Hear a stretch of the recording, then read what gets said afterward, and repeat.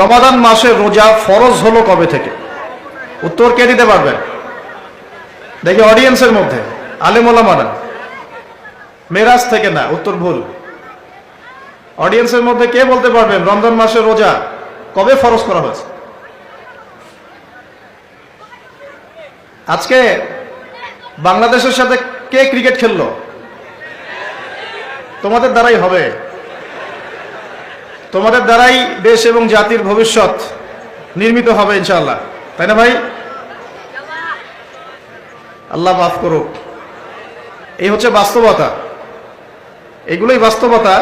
মাঝে মাঝে আমি একটু ফুটিয়ে তোলার চেষ্টা করি আর কি, যে আল্লাহ রাব্বুল আলামিন আমাদেরকে যে পুরো জীবন দিয়েছেন, এই জীবনের মধ্যে যৌবন যত গুরুত্বপূর্ণ, আমাদের পুরো বছরের মধ্যে রমজান মাস কিন্তু তার চাইতে বেশি গুরুত্বপূর্ণ।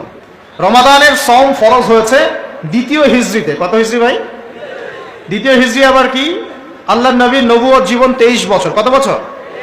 এই 23 বছরের প্রথম 13 বছর তিনি ছিলেন মক্কায়। কোথায়? পরের 10 বছর ছিলেন কোথায়? মদিনায়। এই যে মদিনায় হিজরত করলেন তিনি, হিজরত মানে স্থানান্তরিত হলেন। এই হিজরতের প্রথম বছরটাকে বলা হয় প্রথম হিজরি, হিজরতের দ্বিতীয় বছরটাকে বলা হয় দ্বিতীয় হিজরি। এই দ্বিতীয় হিজরিতে আল্লাহ রাব্বুল আলামিন রমজান মাসের রোজাটা ফরজ করেছেন। তার আগে কি ফরজ ছিল তাহলে?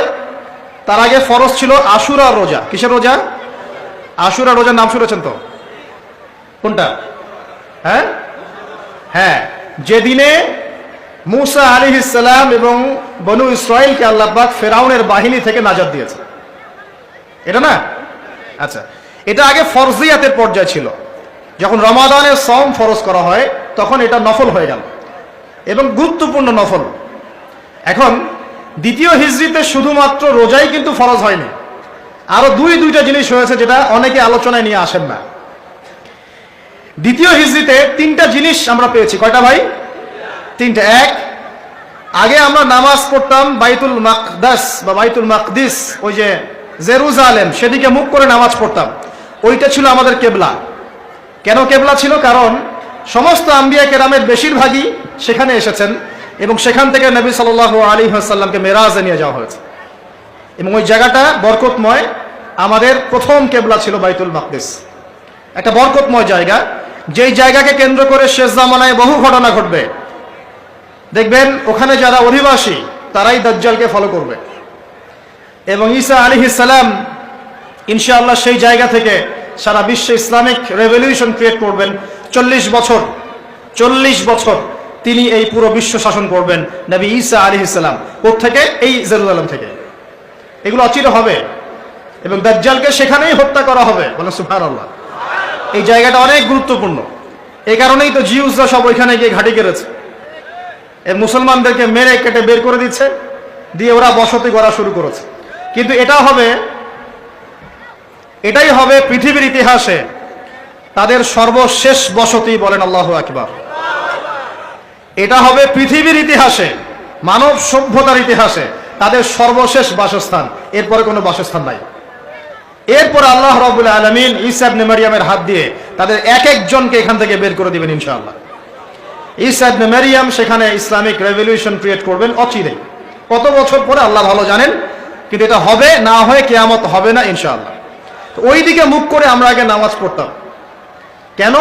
এটা প্রমাণ করার জন্য যে মুহাম্মদ সাল্লাল্লাহু আলাইহি ওয়াসাল্লাম সমস্ত নবীদের মধ্যেই একজন। এই সমস্ত নবীদের প্রতি আমরা ঈমান রাখি, আমরা তাদেরকে আলাদা করে চিন্তা করি না, করি? আমরা বিশ্বাস করি না মুসা আলাইহিস সালাম আল্লাহর নবী, ঈসা আলাইহিস সালাম আল্লাহর নবী, দাউদ, সুলাইমান সবাই আল্লাহর নবী এবং মুহাম্মদ সাল্লাল্লাহু আলাইহি ওয়াসাল্লাম আল্লাহর নবী। কিন্তু ওরা বিশ্বাস করে না যে মুহাম্মদ সাল্লাল্লাহু আলাইহি ওয়াসাল্লাম আল্লাহর নবী।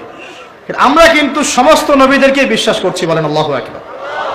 তো এখন দেখেন, এই একাত্মতা পোষণ করার জন্য আমরা কিন্তু প্রথম কেবলা ছিল আমাদের কোন দিকে? বাইতুল মাকদিসের দিকে। যখন ইহুদিরা মুহাম্মদ সাল্লাল্লাহু আলাইহি ওয়াসাল্লামকে দেখেও চিনল না, মদিনায় পেয়েও তার দ্বীন ইসলাম কবুল করলো না, তাকে শেষ নবী বলে স্বীকার করলো না, তখন আল্লাহ রাব্বুল আলামিন নবী সাল্লাল্লাহু আলাইহি ওয়াসাল্লামকে বললেন, তোমার চেহারা এখন ঘুরিয়ে নাও কাবার দিকে। বলেন সুবহানাল্লাহ। এই যে রমজান মাসে আমরা নতুন একটা দিক পেলাম, নতুন এক কেবলা পেলাম, নতুন একটা জাতি গঠন করলাম। আল্লাহু আকবার। রমজান মাস শুধু রোজা দেয় নাই, একটা জাতির ঐক্য দিয়েছে, বলেন সুবহানাল্লাহ।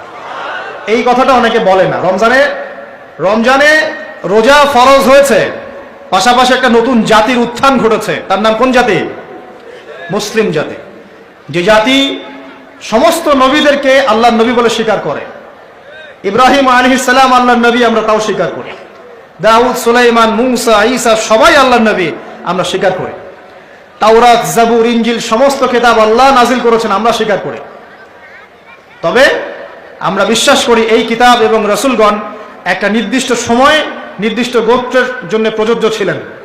যখন মানুষ সেই আসমানি কিতাব বিকৃত করা শুরু করেছিল, আল্লাহ পাক নতুন কিতাব নাজিল করেছেন। এরই ধারাবাহিকতায় আল্লাহ পাক সর্বশেষ নবী মুহাম্মদুর রাসূলুল্লাহ সাল্লাল্লাহু আলাইহি ওয়াসাল্লামকে শেষ নবী করেছেন, যার পরে আর কোনো নবী নাই। এবং তার কাছে নাজিল করেছেন আল কোরআন। এই কোরআনের পরেও কোনো কিতাব নাই। এই যে একটা ইস্যু চলে মাঝে মাঝে, কিছু মানুষ আল্লাহর নবীর পরে নবুয়ত দাবি করে না, করে কিনা? আপনারা মনে করেন যে এটা হচ্ছে একটা ধর্মতাত্ত্বিক ইস্যু, অনেকেই এটা মনে করে, বেশিরভাগ মানুষই মনে করে এটা একটা রিলিজিয়াস ইস্যু, তাই না? ধর্মতাত্ত্বিক ইস্যু। আসলে এটা একটা জিওপলিটিক্যাল ইস্যু, এটা একটা ভূ রাজনৈতিক ইস্যু। এটা শুধু ধর্মতাত্ত্বিক ইস্যু নয়। এই যে কয়দিন আগে মারামারি হলো না, আমরা তো অনেক খতমে নবুয়ত নিয়ে অনেক কথা বলছি না? আমরা তো বিশ্বাস করি মুহাম্মদ সাল্লাল্লাহু আলাইহি ওয়াসাল্লাম সর্বশেষ নবী, তারপরে কোনো নবী নেই। কিন্তু ভণ্ড নবী আসবে 30 জন। কতজন? বাংলাদেশে এই পাঞ্জাবকে কেন্দ্র করে এই ইংরেজ আমলে যে ঘটনাগুলো ঘটেছে, পাঞ্জাবি একজন মায়ের সন্তান বলেছে আমি মাহদি, আমি ঈসা, পরে বলেছে সেই নাকি নবী, নাউজুবিল্লাহ। তো এই ঘটনাটাকে আপনারা মনে করেন, বেশিরভাগ মানুষ মনে করেন যে এটা হচ্ছে একটা ধর্মতাত্ত্বিক ইস্যু।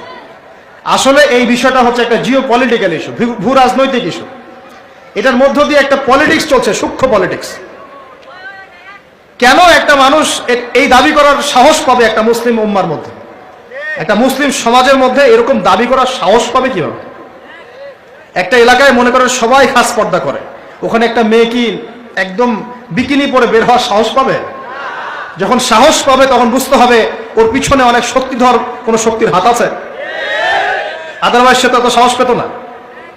বুঝতে পারছেন না কথা? এখানে মনে করে কেউই মাদক সেবন করে না, সবাই মাশাআল্লাহ মুত্তাকি মানুষ। এবং ওপেনে একজন মানুষ মদের বোতল খুলে মদ খাওয়া শুরু করে।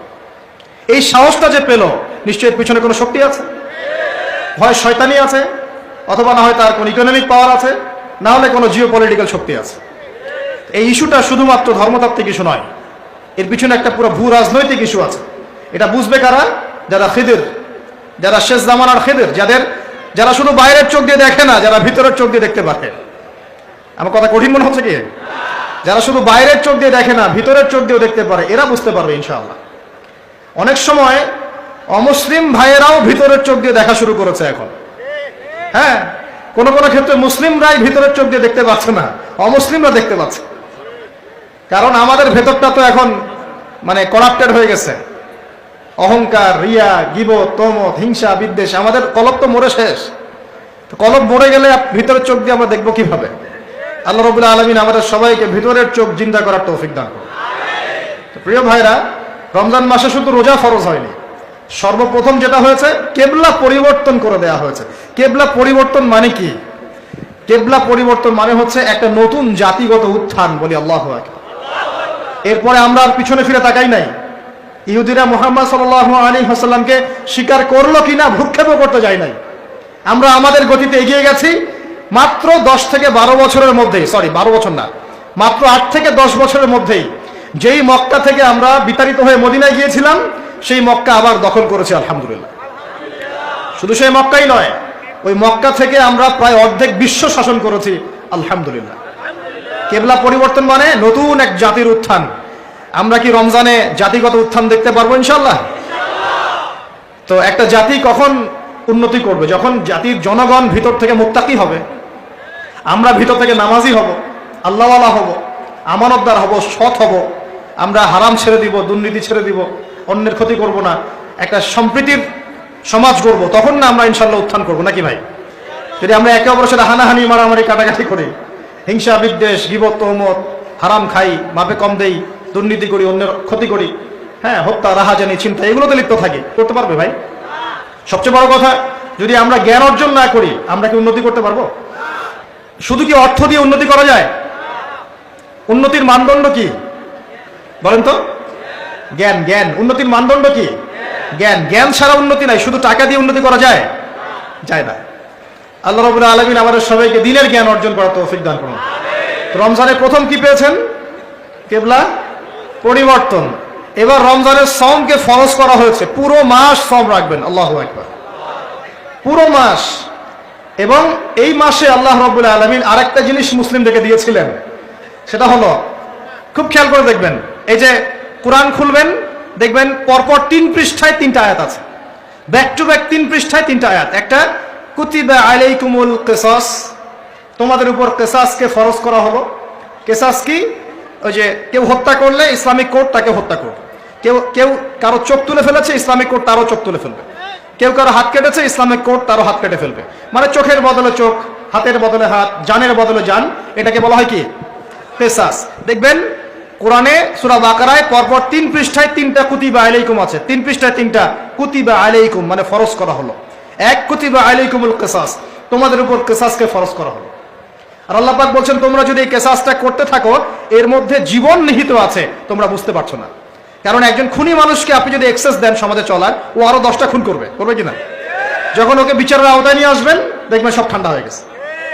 অতএব কিসাসের মধ্যে কি আছে? জীবন আছে। জীবন আছে এর মধ্যে। তারপরের পৃষ্ঠায় গিয়ে দেখবেন কুতিবা আলাইকুমুস সিয়াম, তোমাদের উপর রমজান মাসে রোজাকে ফরজ করা হলো।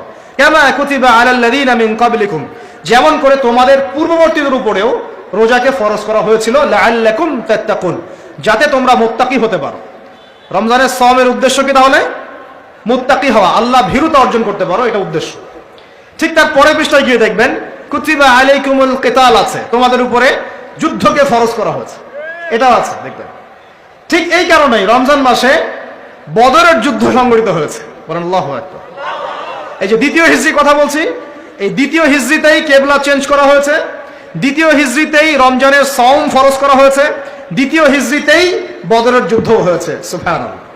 3টার মধ্যে মিল পাচ্ছেন? এই 3টাই কোরআনের পরপর 3 পৃষ্ঠা আছে। কুতিবা আলাইকুমুল কিসাস, কুতিবা আলাইকুমুস সিয়াম, কুতিবা আলাইকুমুল কিতাল। এটার মধ্যে একটা মিল আছে না? তার মানে রমজান মাস আমাদেরকে শেখাবে একটা জাতিগত ঐক্য। রমজান মাস শেখাবে কোরআনকে সময় দেয়া, কোরআনের হক আদায় করা। রমজান মাস শেখাবে আমাদেরকে অন্যায়ের বিরুদ্ধে প্রতিবাদ করা। কারণ এখানে আবু জেহেল অন্যায় করেছিল না, নাকি মুসলিমরা অন্যায় করেছে? আবু জেহেলের বাহিনী ছিল বদর যুদ্ধে এই প্রান্তে, আর মুসলিম বাহিনী এই প্রান্তে। এই 2 প্রান্তের বাহিনীর মধ্যে কারা অন্যায় করেছিল? কারা জালেম? আবু জেহেলদের বাহিনী জালেম নয়। রমজান মাস কি চেতনা নিয়ে আসলো? জালেমের বিরুদ্ধে দাঁড়িয়ে যাওয়ার চেতনা নিয়ে আসলো। কথা কি বুঝতে পারছেন? এখন আমরা কিন্তু ব্যক্তিগতভাবে আগে সবাই জালেম হয়ে গেছে, তাই না? আমরা সবাই জালেম না? সবাই আমরা দোয়া করি কি? রব্বানা যালামনা আনফুসানা, আল্লাহ আমরা আমাদের নফসের উপর জুলুম করেছি। নামাজে কি পড়ি? আল্লাহুম্মা ইন্নী যালামতু নাফসি, আল্লাহ আমি আমার নফসের উপর জুলুম করেছি। তার মানে প্রথম আমি নিজেই তো জালেম। আমি আপনি আমরা সবাই জালেম, আমরা সবাই নিজেদের নফসের উপর জুলুম করেছি। নামাজ পড়ি নাই, যাকাত দেই নাই, দান সদকা করি না, কোরআন তেলাওয়াত করি না, তাসবিহ তাহলিল করি না, পর্দা করি না, হালাল খাই না, অন্যের ক্ষতি করি, সুদ খাই, ঘুষ খাই, জিনা করি, হ্যাঁ মিথ্যা কথা বলি, গীবত করি, তহমত, কত অন্যায় পাপে লিপ্ত আছে। আমরা কি জুলুম করি নাই? তাহলে রমজান মাসের চেতনা হবে নিজের উপর আগে কাজ করা, নিজের নফসের উপর কাজ করা। নিজে যদি জালেম হয়ে থাকে এই জুলুম থেকে নিজেকে বের করে নিয়ে আসা। তাহলে প্রথম শিক্ষা কি ভাই? আগে আমরা নিজের নফসের উপর দেখব আমরা কি জুলুম করেছি নিজের নফসের উপরে। রমজান জালেমের বিরুদ্ধে দাঁড়ানোর মাস, আর সর্বপ্রথম জুলুম করেছে আমি আমার নফসের উপরে। আল্লাহ আমাদেরকে নফসকে সংশোধন করার তৌফিক দান করুন। এরপর দেখব পরিবারে জুলুম আছে কিনা, পরিবারে আল্লাহ এবং রাসূলের বিধানের এগেইনস্টে আমরা কেউ চলি কিনা। যদি চলে এখানে সংশোধন করতে হবে, রমজান মাস এই শিক্ষা দিবে। এরপর দেখবো আমার সেক্টর, আমি যেখানে কাজ করি, আমার সমাজ, আমার সংগঠন, আমার অমুক, আমার তমুক, এখানে জুলুম আছে কিনা। এখানে জুলুম থাকে রমজান মাসে, এই জুলুমের এগেইনস্টে আমাকে দাঁড়াতে হবে। এভাবে আস্তে আস্তে যত বড় পর্যায়ে যাবেন রমজান তত বড় শিক্ষা দিবে ইনশাআল্লাহ। তো রমজান কয়টা জিনিস দিয়েছে ভাই? প্রথমে 3টা। 1 কিবলা পরিবর্তন, একটা জাতিগত উত্থান। 2 কোরআন নাজিল হয়েছে এই মাসে। 3 এই মাসে আবার বদর যুদ্ধ হয়েছে। 3টা জিনিস। আর আজকে আমরা আলোচনা করব একটা জিনিস নিয়ে, সংক্ষিপ্ত সময়ের মধ্যে, সেটা হলো কোরআন এবং রমাদান। একটু মনোযোগ দেন, খুব লম্বা আলোচনা করে আপনাদেরকে বিরক্ত করব না। যে কথাগুলো বলবো ইনশাল্লাহ আমি কিন্তু সারগর্ভ কথা বলার চেষ্টা করছি ইনশাআল্লাহ। দেখুন, আমরা একটু এবার চলে যাব সূরা কদর। সূরা কদরে, কোন সূরা ভাই?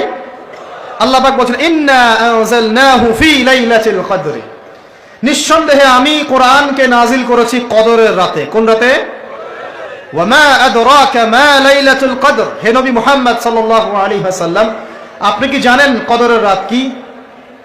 লাইলাতুল কদরি খায়রুম মিন আলফি শাহর, আল্লাহ পাক বলেন কদরের রাত হচ্ছে 1000 মাসের চাইতে উত্তম। সুবহানাল্লাহ। তানাজ্জালুল মালাইকাতু ওয়ার রূহ, এই রাতে নাজিল হয়, অবতীর্ণ হন ফেরেশতা মণ্ডলী, আসমান থেকে সমস্ত ফেরেশতারা নেমে আসেন। ওয়ার রূহ, এবং জিবরাইল আলাইহিস সালামও নেমে আসেন। তানাজ্জালুল মালাইকাতু ওয়ার রূহু ফিহা বিইذনি রাব্বিহিম মিন কুল্লি আমর, এই রাতে আল্লাহ পাক তাকদীরের ফয়সালা করেন প্রত্যেকটা বিষয়ে।